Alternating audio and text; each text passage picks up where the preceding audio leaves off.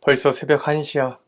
또 이러네. 넷플릭스 한 편만 봐야지, 인스타 조금만 더 봐야지 하다가 밤에 잠 못 자고 다음날 피곤해 쩔어있던 적 있으신가요? 오늘부턴 진짜 운동도 하고 책도 보고 해야지 하는데 틱톡 조금 보다가 정신 차려보니까 2시간이 훌쩍 지나 있어서 오늘 계획했던 것 하나도 못한 적 있으신가요? 우리는 지금 도파민에 완전히 지배당하고 있습니다. 더 심각한 건 여러분 모두가 이게 문제다라는 걸 안다는 겁니다. 알면서도 멈출 수 없다는 거죠. 우리는 왜 알면서도 멈출 수 없는 걸까요? 도파민을 이해하는 방식이 잘못됐기 때문입니다. 오늘 영상에서는 스탠포드 앤드류 후버만 교수의 연구를 바탕으로 여러분의 도파민을 지배할 수 있는 방법을 알려드리려고 합니다. 특히 마지막에는 현실적인 방법도 있으니 영상 끝까지 시청해주세요.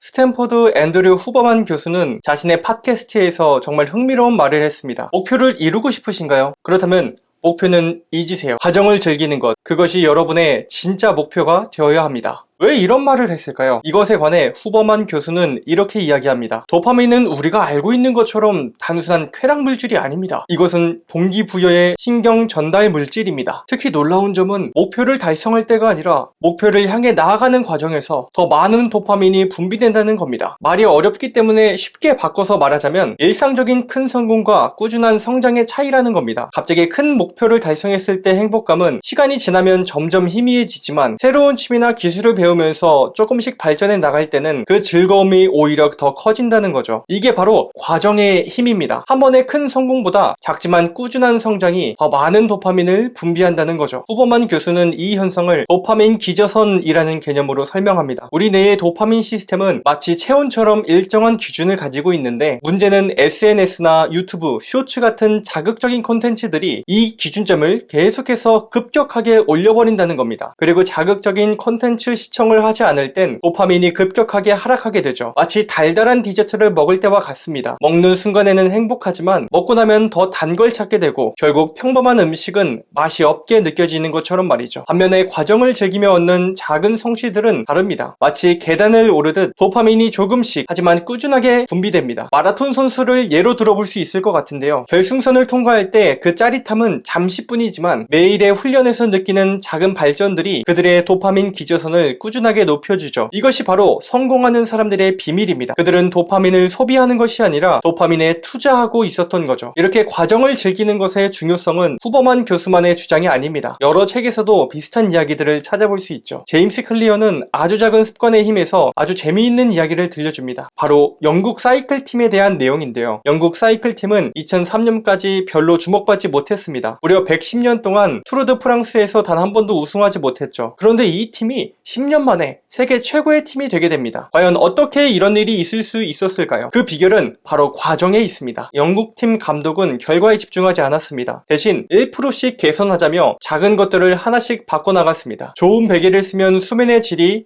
1% 좋아지고 알코올을 줄이면 회복이 1% 빨라지고 이렇게 작은 과정 하나하나를 즐기면서 개선했더니 결과는 자연스럽게 따라왔다고 합니다. 칙센트 미아이는 몰입의 즐거움에서 이런 과정의 즐거움을 몰입이라고 설명합니다. 그의 연구에 따르면 진정한 만족감은 외부의 보상이 아닌 활동 자체에서 온다고 이야기합니다. 예술가들이 작품 활동에 깊이 빠져들 때, 클라이머들이 암벽을 오를 때 그들은 시간 가는 줄 모르고 그 과정 자체를 즐깁니다. 이처럼 성공한 사람들의 공통점을 보면 모두 목표가 아닌 과정에 집중했다는 것을 알 수 있습니다. 그런데 여기서 한 가지 의문이 들지 않나요? 현실에서 어떻게 과정을 즐기는 게 가능하지? 라는 의문 말입니다. 후버만 교수의 과정을 즐기라는 말은 충분히 이해하겠고 과정을 즐기면 좋다는 것도 알겠는데 현실에서 당장 내일이 발표인데 어떻게 과정을 즐길 수가 있을까요? 상사한테 가서 저는 과정을 즐기고 있습니다 이렇게 말할 순 없잖아요. 쌓인 업무에 시달리고 있는데 그걸 어떻게 즐길 수 있나요? 정말 현실적인 고민입니다. 이런 우리의 고민에 대해서 칙센트 미아이는 매우 실용적인 해답을 제시합니다. 큰 일을 한 번에 해결하려고 하면 불안해질 겁니다. 반대로 너무 쉬운 일만 하면 지루해지죠. 결국 우리가 감당할 수 있는 적정한 크기로 일을 나누는 것이 핵심입니다. 이건 마치 게임의 난이도와도 같은 겁니다. 첫 번째 스테이지부터 보스 몬스터가 나오면 누구도 게임을 즐길 수 없죠. 우리의 실력에 맞는 적절한 도전이 있어야 그 과정을 즐길 수 있는 겁니다. 그렇다면 우리는 어떤 걸 작은 단위로 나눠서 차근차근 도전해 볼 수 있을까요? 제가 추천해 드리고 싶은 방법은 바로